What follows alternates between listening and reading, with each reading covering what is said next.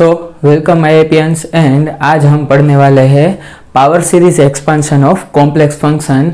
और चलिए शुरू करते हैं। यहाँ पे power series expansion of complex function देखो, यहाँ पे अगर बात करें कि z माइनस z0 मोड है, देखो mod z minus z0 which is equal to r and this is the equation of circle, equation of circle having center at z equal to z0 and radius is equal to r। देखो अब यहाँ पे ये equation of circle कैसे है, तो देखो यहाँ पे z माइनस z0 को लिख सकते हैं क्या, x minus x0 square plus iota y minus y0 का square which is equal to r। And यहाँ पे x माइनस x0 दोनों साइड स्क्वायर कर देते हैं तो क्या आ जाता है, y minus y0 square equal to r square. Okay, अब ये हो गया इक्वेशन ऑफ सर्कल जिसका सेंटर है x0 एंड y0 पे। मतलब कि यहाँ पे अगर हम बात करें तो यहाँ पे अगर सेंटर है सर्कल का और ये आपका सर्कल है, तो ये सर्कल का सेंटर है वो कहाँ पे होगा, x0 एंड y0 है उसके कोऑर्डिनेट से। ओके, यहाँ पे x0 जो है, y0 है, वो वहां पे सर्कल का सेंटर है उसके कोऑर्डिनेट्स दिखा रहे। अब यहां पे सर्कल है, अगर मैं बात करूं कि z minus z0 equal to r, मतलब कि पॉइंट्स ऑन सर्कल, सर्कल के ऊपर के सारे पॉइंट्स आ जाते हैं। अगर मैं बात करूं less than r, mode z minus z0 is less than r, points inside circle, मतलब कि r मतलब रेडियस के इनसाइड है, पॉइंट्स इनसाइड सर्कल। और मैं बात करूं कि z माइनस z0 है वो r से ज्यादा है तो पॉइंट्स आउटसाइड सर्कल क्या है, समझ गए कि पॉइंट्स ऑन सर्कल मतलब कि रेडियस पे है, रेडियस के अंदर है, मतलब points inside the circle, and points outside the circle मतलब कि रेडियस से ज्यादा है, मोड z माइनस z0। अब यहां पे बात करते हैं डिस्क की, बात किसकी करनी है, डिस्क की।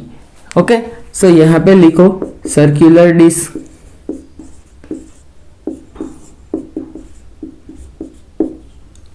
देखो सर्कुलर डिस्क है वो क्या होती है, z माइनस z0 है वो लेस देन r है, उसे क्या कहते हैं, open circular disc, open circular disc. Okay, और अगर मोड z माइनस z0 है वो लेस देन और इक्वल टू r है तो उसे क्या कहेंगे हम, ओपन है ये, उसे कह देंगे close, closed circular disc. Okay, अगर हमारे पास है टू रेडियस, ओके, अगर दो रेडियस है तो उसमें सर्कुलर एन्युलर का कंसेप्ट आ जाएगा। तो यहां पे सर्कुलर एन्युलस, ओके, जिसमें क्या होगा, r1 less than mod z minus z0 less than r2 and r1 equal to or less than z minus z0 which is less than और इक्वल टू R2। इसे कहते हैं ओपन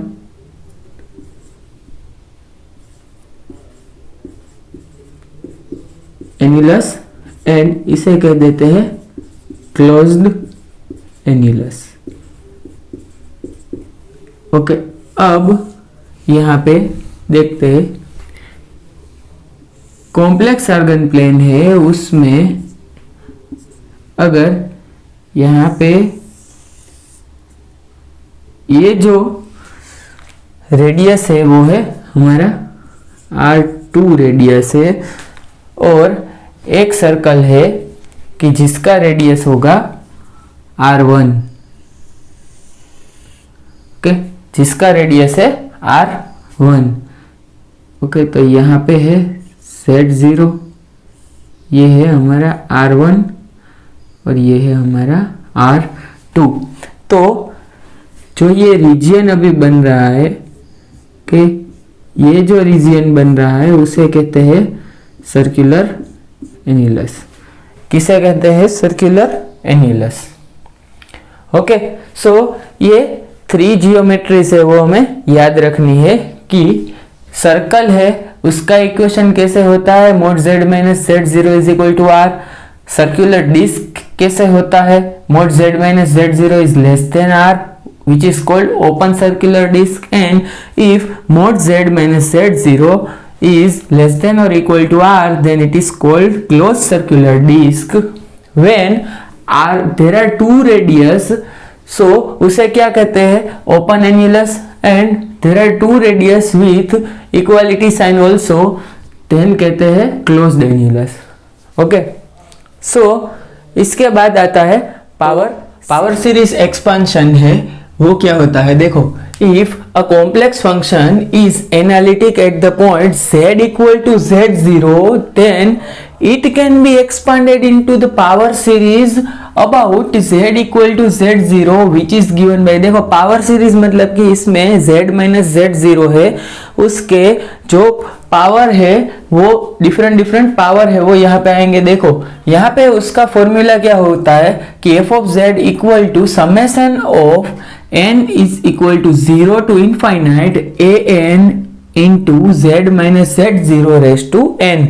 अगर ये आपको पावर सीरीज है उसको एक्सपांड करना है तो यहाँ पे n इक्वल टू 0 1 2 3 4 पुट कर दो। अगर यहाँ पे 0 पुट कर देंगे तो a0 यहाँ पे आएगा, 1 पुट करेंगे तो 1 यहाँ पे आएगा, और z माइनस z0 का फर्स्ट पावर हो जाएगा, उसके बाद स्क्वायर हो जाएगा, क्यूब हो जाएगा। उसके बाद अगर यहाँ पे देख लेते हैं जनरलाइज कि a k into z minus z0 raise to k हो जाता है। देखो यहाँ पे z0 है वो क्या है? z0 is the centre of power series expansion, centre of power series expansion है। क्या है? Power series expansion. देखो अब अगर आपको an निकालना है तो आपको क्या करना है? फंक्शन है उसका nth डेरिवेटिव लेना है। मतलब कि अगर आपको a2 निकालना है, देखो अगर आपको a2 निकालना है तो यहाँ पे फंक्शन को 2 बार डिफरेंशिएट करना है। ओके, ये जो फंक्शन है उसको 2 बार डिफरेंशिएट करना है पावर सीरीज को, तो आपको a2 मिल जाएगा। an है तो आपको nth टाइम डेरिवेटिव लेना होगा। ओके, देखो यहाँ पे पावर सीरीज एक्सपेंशन में आपको जीसेट में क्या क्वेश्चन है वो पूछे जाते हैं कि कोई आपको निकालना था यहाँ पे रेडियस ऑफ कन्वर्जेंस या रीजन ऑफ कन्वर्जेंस है वो आपको निकालना होता है। तो यहाँ पे radius and region of convergence की बात कर लेते हैं कि पावर सीरीज एक्सपेंशन अगर आपको दिया गया है या तो फंक्शन दिया गया है तो आप कैसे उसका रेडियस ऑफ कन्वर्जेंस या रीजन ऑफ कन्वर्जेंस है वो निकालते हैं। देखो ये क्वेश्चन से वो थोड़े इजी टाइप के होते हैं, तो जीसेट में पूछे जाने की प्रोबेबिलिटी ज़्यादा होती है कि मैथमेटिकल फिजिक्स के पोर्शन से ऐसे क्वेश्चन है वो आपको आ सकते हैं। देखो अब लिख देते हैं radius and region of convergence, region of convergence. अब अगर यहां पे बात करें डेफिनेशन की कि if power series expansion, power series expansion of complex function z, complex function f of z is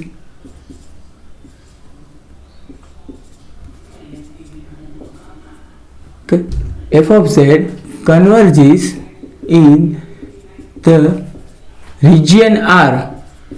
देखो R रीजन में कन्वर्ज हो रहा है, region R, then region R, then it is called region of convergence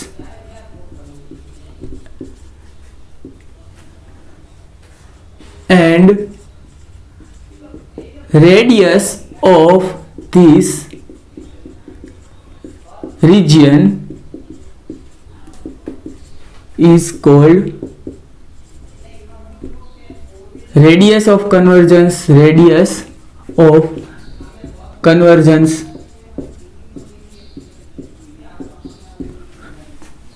clear? Region of convergence आपको बताया कि जहां पे फंक्शन है वो कन्वर्ज हो रहा है आर रीजन में, it is called region of convergence. And जो रेडियस है रीजन का उससे बोलते हैं रेडियस ऑफ कन्वर्जेंस। तो यहां पे अगर if f of z is analytic at point z equal to z0। देखो z इक्वल टू z0 पे जो पॉइंट है वो एनालिटिक है, देन z माइनस z0 है। ओके, देखो ऐसा रिप्रेजेंटेशन करते हैं, mod z minus z0 is less than r, इसे कहते हैं region of convergence. And r is radius of convergence। okay?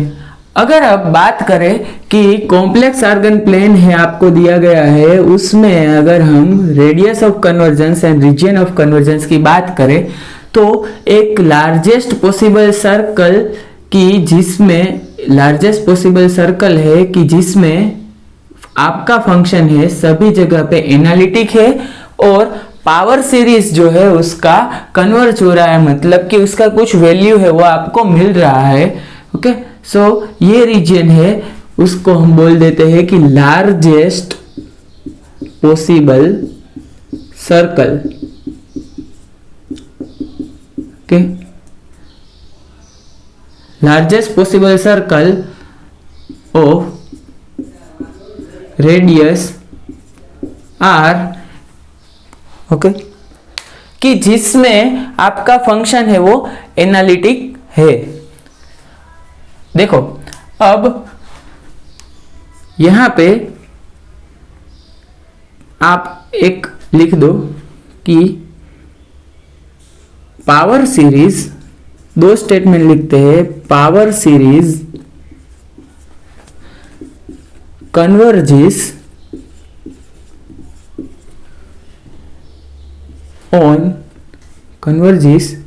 at all points inside the circle. And next point लिख दो कि पावर सीरीज डाइवर्जिस, क्या हो रहा है, डाइवर्ज हो रहा है, मतलब कि उसका वैल्यू है वो इनफाइनाइट तक चला जा रहा है, diverges at points on circle and outside the circle,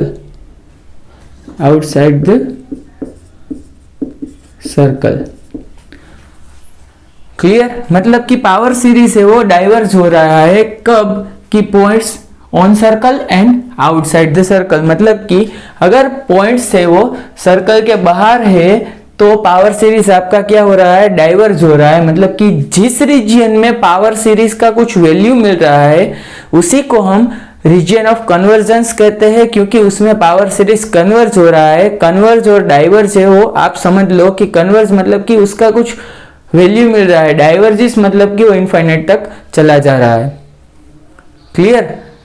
अब उसके बाद देखो, इसके बाद क्या देखेंगे हम कि पावर सीरीज है उसको कैसे एक्सपांड कर रहे हैं, और अगर आपको पावर सीरीज दिया गया है तो आप radius of convergence and region of convergence है वो कैसे फाइंड कर सकते हैं। तो उसके लिए दो मेथड्स है, मेथड 1 एंड मेथड 2। ओके, तो डिफरेंट मेथड है, उसका यूज डिफरेंट क्वेश्चन जो पूछे जा रहे हैं उस तरह से होगा। देखो ये सब सिलेबस है वो आपको जीसेट में तो काम आने ही वाला है, लेकिन गेट एंड CSIR नेट में भी आपको ये सिलेबस है वो काम आ सकता है। सो आप अच्छे से अपनी बुक बनाए और चलते हैं हमारी दूसरी जो मेथड है उस पे।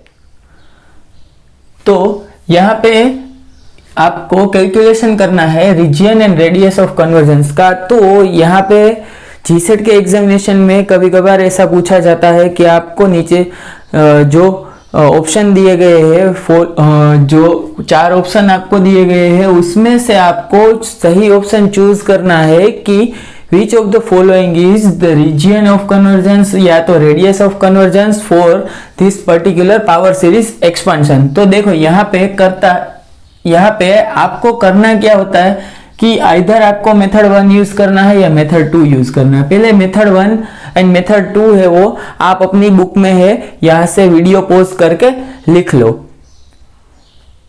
ओके, तो आपने लिख लिया है। अभी यहां पे देखो कि मेथड 1 कब यूज करना है कि if power series expansion is given. देखो पावर सीरीज एक्सपांशन है आपको गिवन होगा तो आपको मेथड 1 यूज करना है।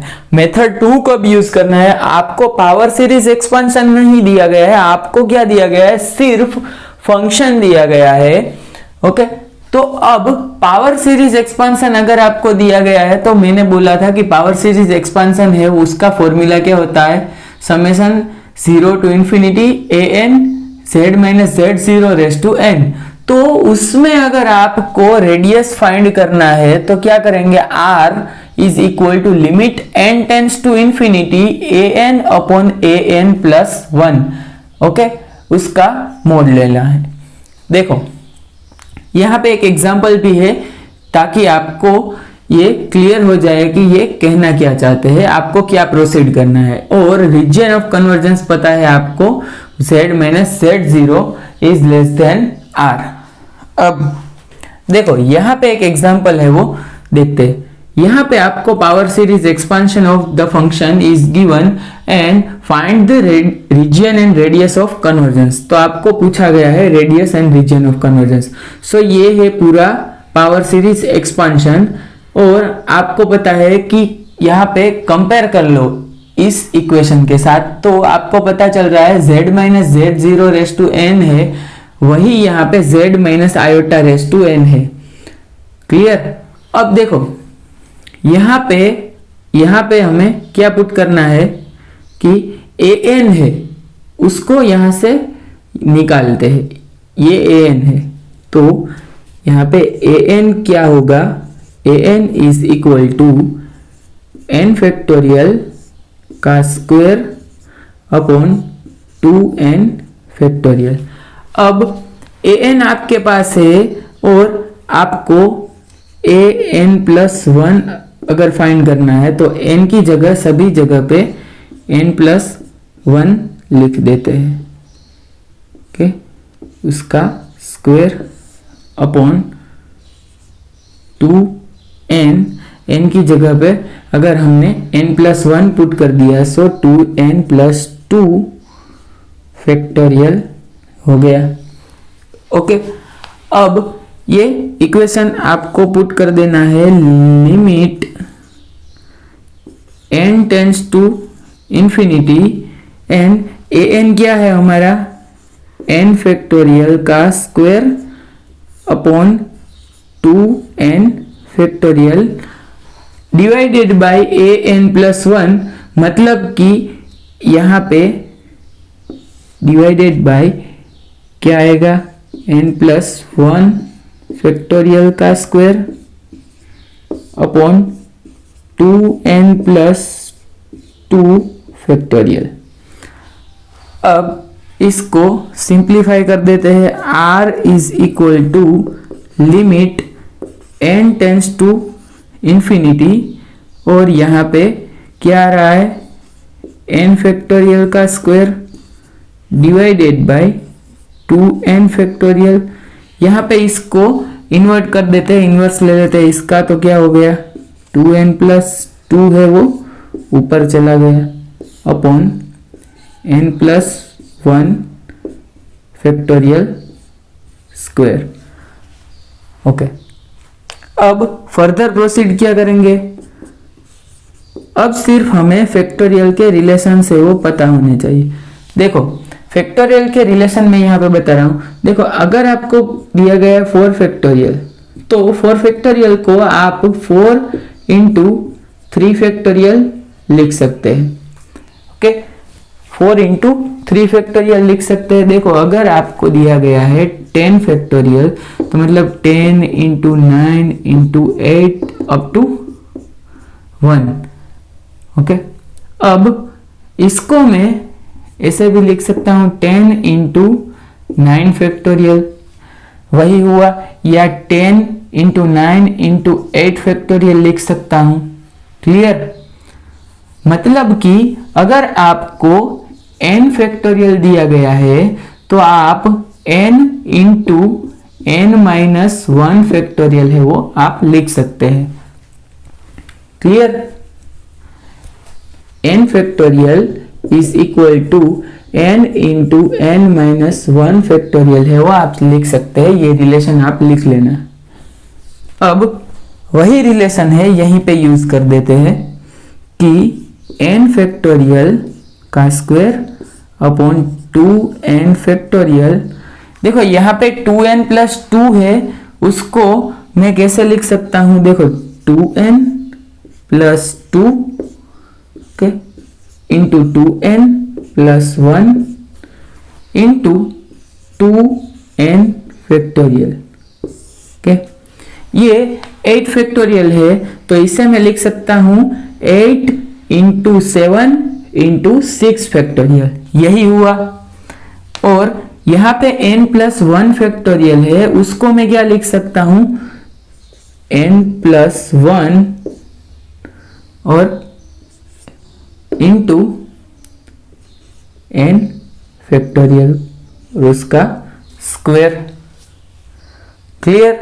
अब देखो यहां से आपको पता चल रहा है कि ये 2n फैक्टोरियल ये 2n फैक्टोरियल कैंसिल हो रहे हैं।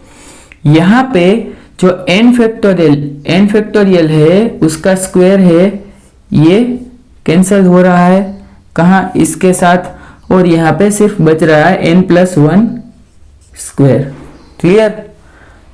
अब इससे आगे आपको सिर्फ सिंप्लीफिकेशन कर देना है, क्या कि लिमिट आपको पुट कर देनी है। देखो r is equal to limit n tends to infinity and 2n plus 1, देखो 2n+1 and 2n+2 divided by क्या बचा, n+1 स्क्वायर, n+1 का स्क्वायर। अगर आपको लिमिट इनफाइनाइट पुट करना है तो आप क्या करेंगे, ऊपर से n कॉमन ले लो, तो यहां से n स्क्वायर आ जाएगा, एक n यहां से कॉमन हुआ, एक n यहां से, सो यहां आ गया हमारा 2 और +1/n, और यहां पे क्या आ गया 2 + 2/n, और नीचे से n स्क्वायर कॉमन आ गया, n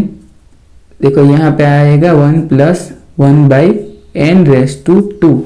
अब सभी जगह पे अगर n, देखो n स्क्वायर कैंसिल हो गए, अब सब जगह पे n tends to infinite put कर देना है, तो क्या मिलेगा, यहां से आ जाएगा 2, यह हो जाएगा 0, 1/∞ मतलब 0, 2/∞ मतलब 0, 1/∞ मतलब 0, मतलब कि 2 × 2, क्या आ गया हमारा आंसर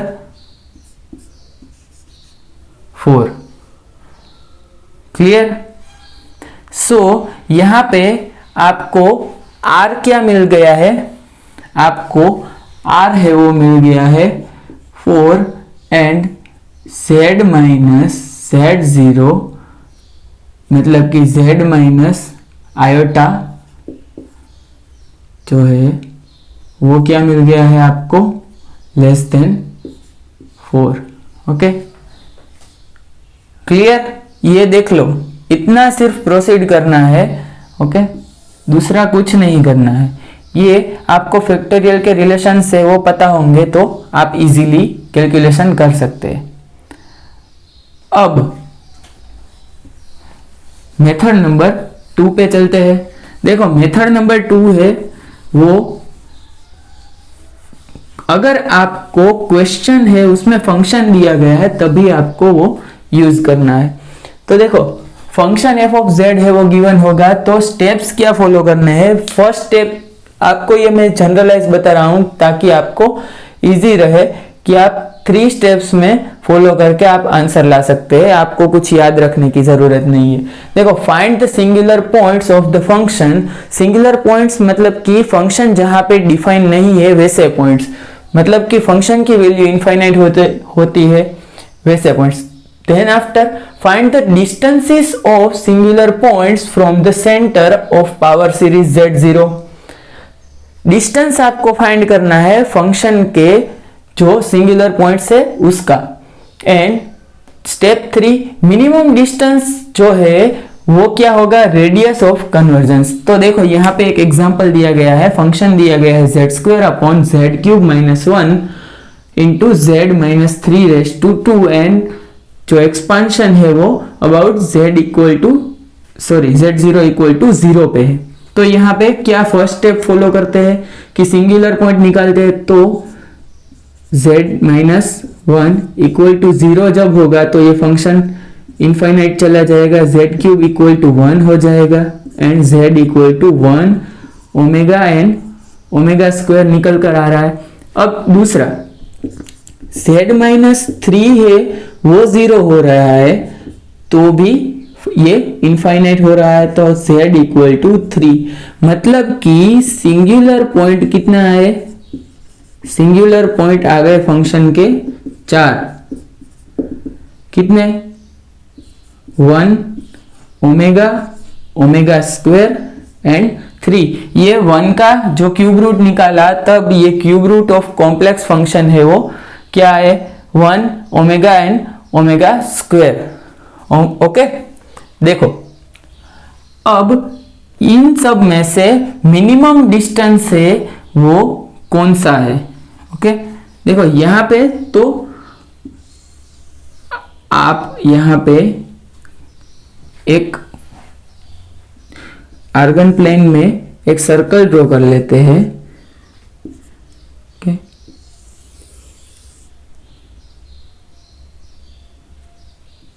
देखो ये हमारा हो गया सर्कल, यहां से यहां पे जो z0 है वो हमारा 0 है, मतलब कि इसके अबाउट एक्सपांशन है।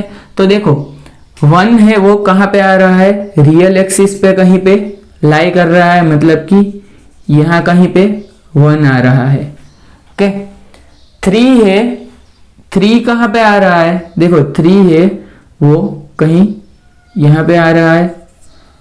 अब ओमेगा है, ओमेगा की वैल्यू आपको पता है क्या है, और ओमेगा स्क्वायर की वैल्यू आपको पता है, ओमेगा की वैल्यू है -1/2 प्लस आयोटा √3/2, इसकी वैल्यू है -1/2 एंड माइनस आयोटा √3/2।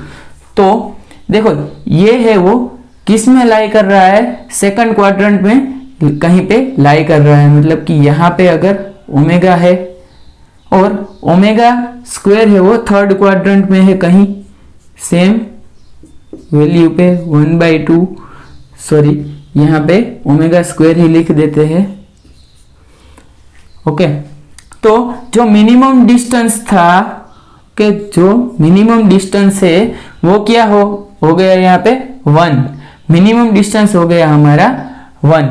तो देखो अगर आप ओमेगा एंड ओमेगा स्क्वायर है उसका भी डिस्टेंस निकालेंगे तो वो भी 1 ही आएगा। डिस्टेंस देख लो, अगर यहाँ पे 1 डिस्टेंस कैसे निकालना है आपको,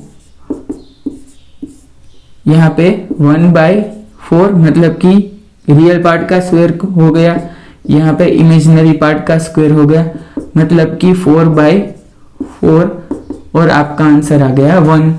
ओके, डिस्टेंस है वो दोनों का 1 ही आएगा। क्लियर?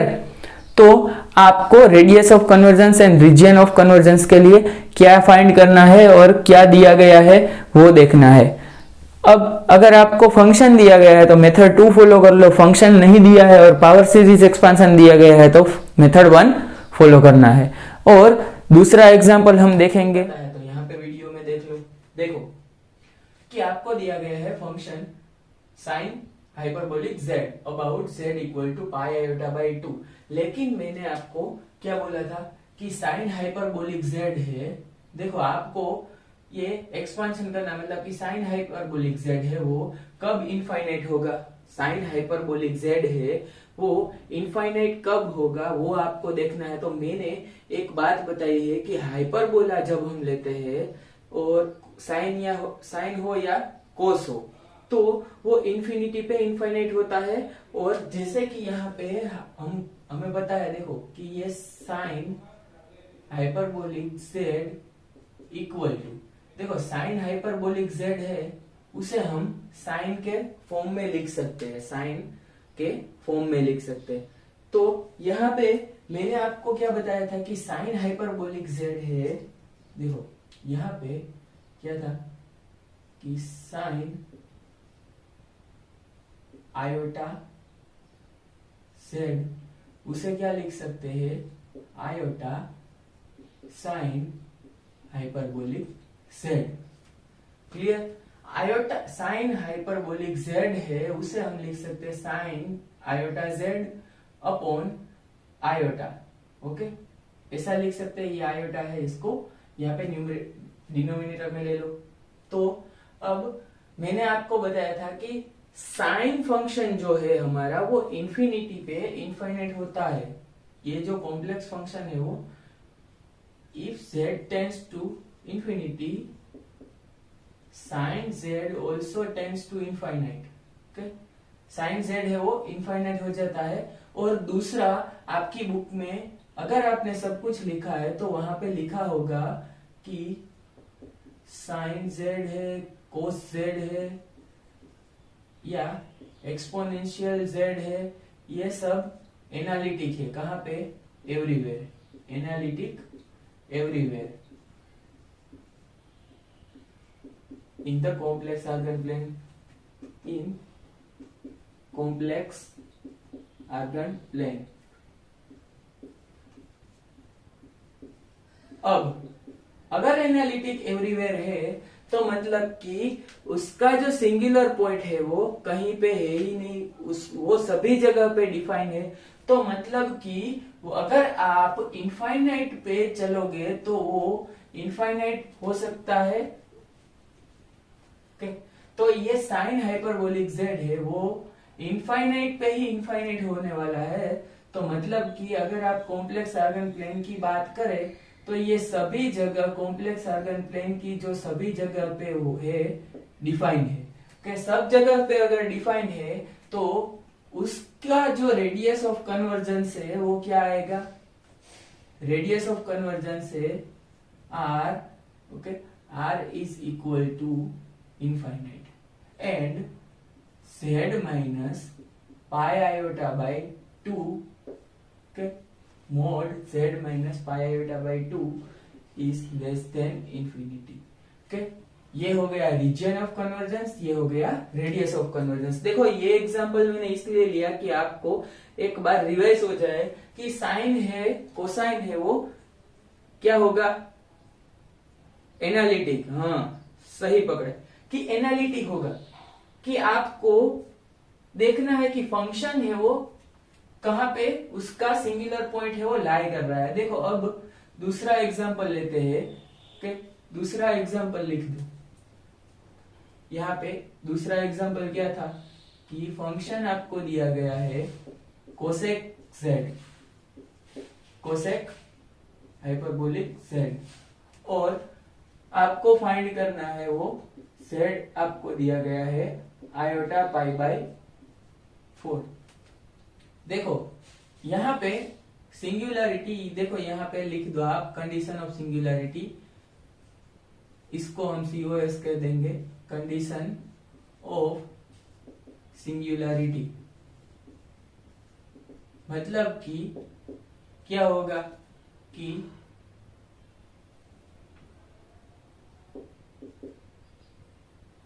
कोसेक हाइपरबोला को हम लिख सकते हैं sign hyperbolic z, 1 upon sine hyperbolic z। और आपको अभी ही मैंने बताया कि साइन हाइपरबोलिक z है उसे लिख सकते हैं sine iota z upon iota, okay. और तो इसमें वैल्यू अगर पुट कर देते हैं तो क्या आ जाएगा, sine iota z, iota upon sine iota z। अब कंडीशन ऑफ सिंगुलरिटी क्या कह रहा है कि डिनोमिनेटर है वो 0 होना चाहिए, तो क्या sine iota z equal to 0। तो साइन की वैल्यू 0 कब होती है भैया, साइन की वैल्यू है वो 0 कब होगी, साइन की वैल्यू 0 कब होगी, देखो साइन आयोटा z और यहाँ पे साइन n पाई लिख दूं, क्योंकि साइन n पाई है वो ऑलवेज 0 होता है। सो दोनों साइड साइन इनवर्स लेते हैं, तो iota z is equal to n pi, यहाँ पे z आएगा, n पाई z आ गया, okay, sorry sine n pi ही लिखना है, यहाँ पे आयोटा z आ गया है, iota z equal to n पाई।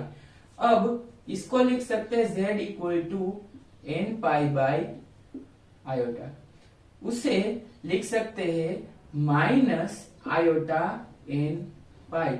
देखो यहाँ पे जब डिनोमिनेटर में आयोटा है, देखो यहाँ पे n पाई बाई आयोटा है, तो उसे हम क्या करेंगे, आयोटा बाई आयोटा से मल्टीप्लाई कर देंगे, तो ये आयोटा इंटू आयोटा माइनस हो गया और यहाँ पे आयोटा n पाई आ गया। देखो ये बहुत ही सिंपल मैथ्स था, लेकिन प्रॉब्लम क्या होता है कि हम जब एग्जामिनेशन में थोड़ा जल्दी में होते हैं तो हम क्या लिख देते हैं कि यहाँ पे आयोटा है, ओके, तो यहाँ पे कहीं पे भी ऑप्शन है वो डिनोमिनेटर में आयोटा वाला नहीं दिया गया है, तो ये माइनस तो आ ही नहीं सकता है। तो आप क्या करोगे कि मेरा ही कुछ मिस्टेक हो गया होगा, तो आप न्यूमरेटर में आयोटा वाला ऑप्शन सिलेक्ट कर लोगे, वो भी प्लस वाला। तो यहाँ पे आपको ये देखना है, ये इसको सिंप्लीफाई कर देना, मतलब कि z की वैल्यू है वो माइनस आयोटा n पाई होगी, तब साइन z है, यहाँ पे साइन हाइपरबोलिक z है वो 0 होगा। अब देखो n की वैल्यू 0, 1, 2, 3 कुछ भी हो सकती है, लेकिन हमने देखा कि मिनिमम डिस्टेंस जो है आपको फाइंड करना है। मतलब कि मिनिमम डिस्टेंस क्या होगा कि जब n की वैल्यू हम मिनिमम पुट कर देंगे, सो n इक्वल टू अगर 0 पुट कर देते हैं, n इक्वल टू 0 पुट कर देते हैं, मिनिमम डिस्टेंस कौन सा होगा? 0।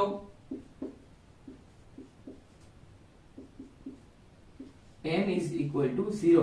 देखो अगर n इक्वल टू 0 पुट कर दो तो यहाँ पे एक सिंगुलर पॉइंट आ जाएगा, n equal to 0, so z equal to 0। Okay, एक सिंगुलर पॉइंट यहाँ पे ये आ गया। अगर यहाँ पे n इक्वल टू 1 पुट करते हैं तो माइनस आयोटा पाई है, वो भी एक सिंगुलर पॉइंट मिल गया आपको। तो अब आपको क्या करना है कि डिस्टेंस है वो कैलकुलेट करना है। देखो यहाँ पे कॉम्प्लेक्स आर्गन प्लेन में ये है y, ये है x, ये है इमेजिनरी, ये है रियल। तो यहाँ पे आयोटा पाई बाई 4 मतलब कि यहाँ कहीं पे वो लाई कर रहा है आयोटा पाई बाई 4, और यहाँ पे जो 0 है वो देखो about z equal to iota pi by 4 के अबाउट है वो एक्सपांशन आपको करना है, मतलब कि ये हमारा जो सेंटर है वो हो गया। तो मिनिमम डिस्टेंस है क्या उसका 0, सो यहां से उसको सिर्फ एक सर्कल बना देना है, और ये हो गया हमारा रेडियस, ये हो गया रेडियस एंड ये हो गया रीजन। ओके, सो यहाँ पे डिस्टेंस क्या आपको मिल गया है? देखो डिस्टेंस क्या मिल गया है, सिंपली डिस्टेंस कैसे फाइंड कर दिया हमने। डिस्टेंस अगर आपको बेसिक नॉलेज है कॉम्प्लेक्स आर्गन प्लेन का, जो मैंने बताया था फर्स्ट और सेकंड लेक्चर में, तो आप इजीली डिस्टेंस है वो कैलकुलेट कर सकते हैं। आपको कुछ इसमें कैलकुलेशन भी नहीं करना पड़ेगा, आपको पता चल जाएगा कि 0 से आयोटा पाई बाई 4 का डिस्टेंस कितना होगा। अरे भाई कितना होगा? Iota pi by 4। देखो आयोटा पाई बाई 4 ही हो गया डिस्टेंस, 0 से डिस्टेंस हो गया आयोटा पाई बाई 4, मतलब कि रेडियस कितना हो गया उसका? Iota pi by 4, and region हो गया z minus iota pi by 4, मतलब कि z minus z0 which is equal to iota pi by 4। Clear? Sorry, which is less than यहाँ पे रीजन दिखा रहे हैं, और ये है रेडियस। सो रेडियस ये है रीजन। ओके, आपने दोनों फाइंड कर लिया है, रेडियस क्या है और रीजन क्या है। क्लियर? अब थर्ड एग्जांपल पे आ जाते हैं कि थर्ड एग्जांपल है वो हमें क्या कह रहा है। देखो थर्ड एग्जांपल में दोनों एल्जेब्रिक टर्म दी गई है डिनोमिनेटर में, और आपको फाइंड करना है radius and region of convergence. So यहाँ पे थर्ड एग्जांपल में f ऑफ z आपको दिया गया है 1 upon z plus 2 z minus 3 about क्या है? z equal to 0, z equal to 1, sorry. देखो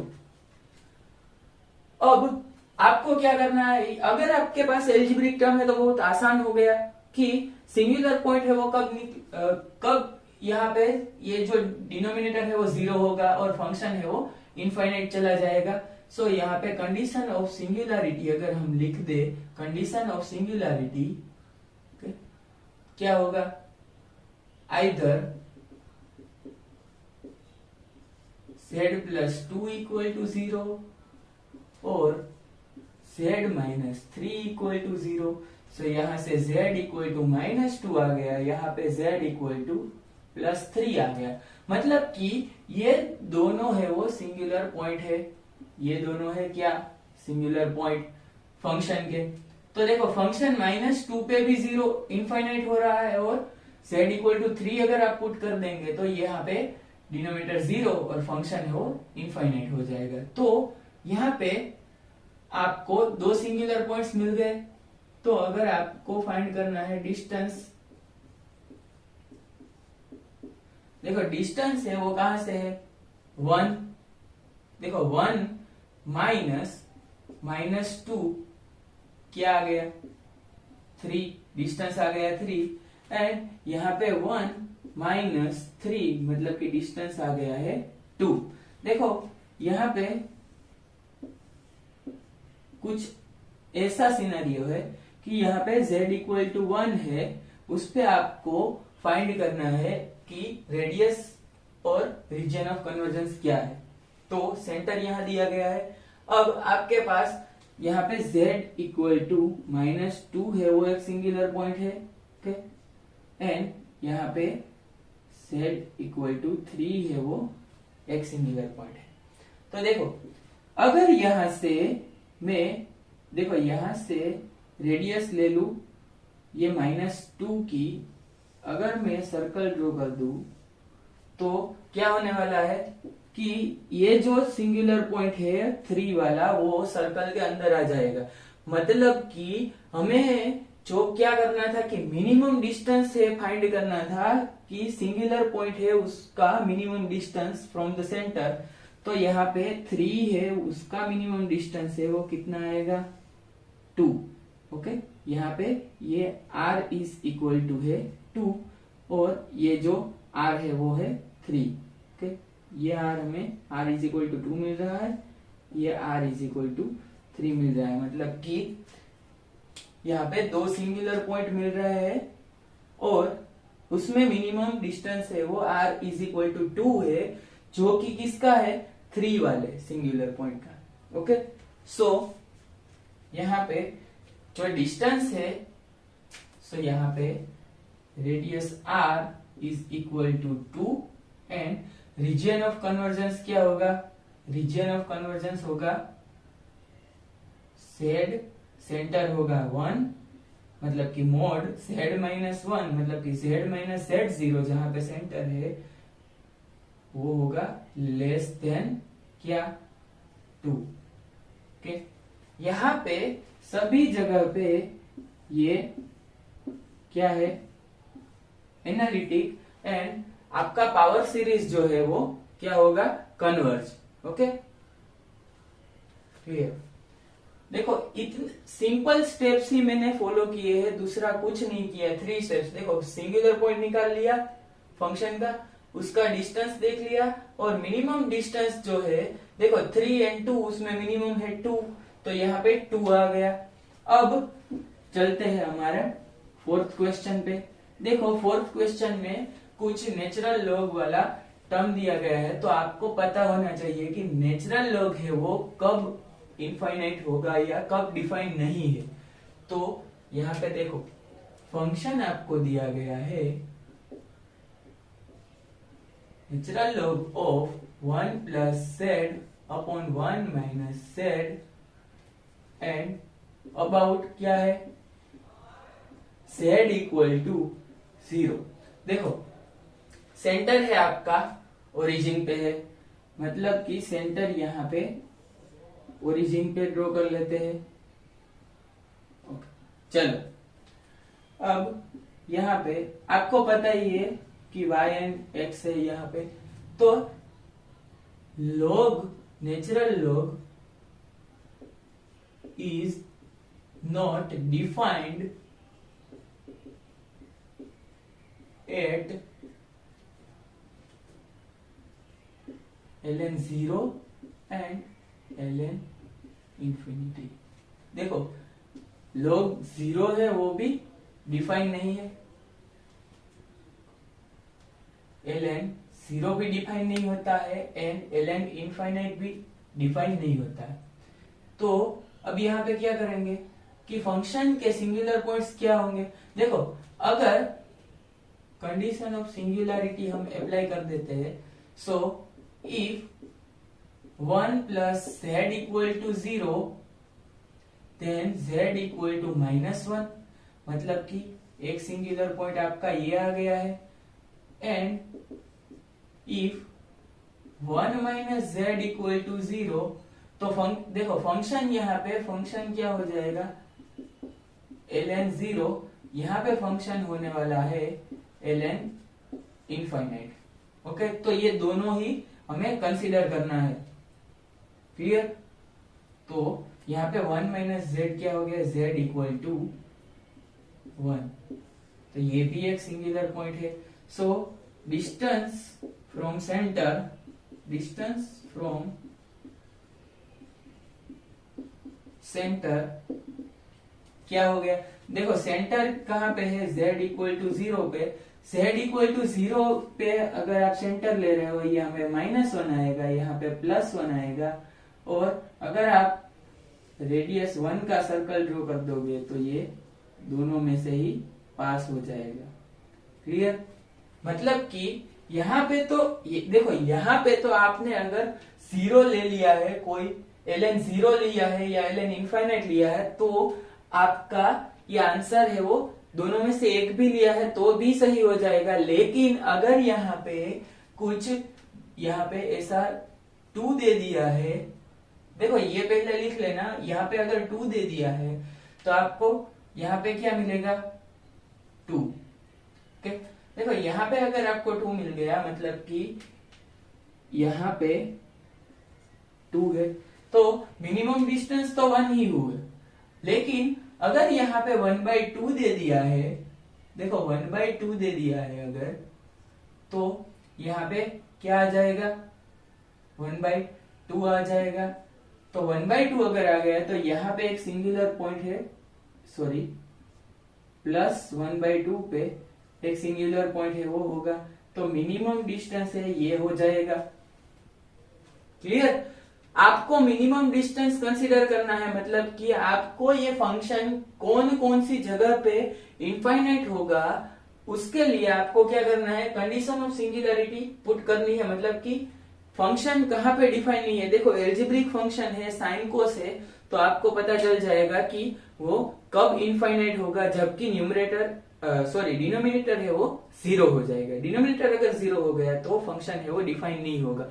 तो आपको ये लॉग का भी मैंने बता दिया कि नेचुरल लॉग है, उसका सिंगुलर पॉइंट है वो कैसे फाइंड करना है, कि वो 0 पे भी डिफाइन नहीं होता है, एंड ln इनफाइनाइट है वो भी डिफाइन नहीं होता है। तो ये हो गए हमारे 4 examples of power series. And अब नेक्स्ट लेक्चर में हम करने वाले हैं टेलर सीरीज एक्सपांशन और उसके बाद लोरेंट सीरीज एक्सपांशन।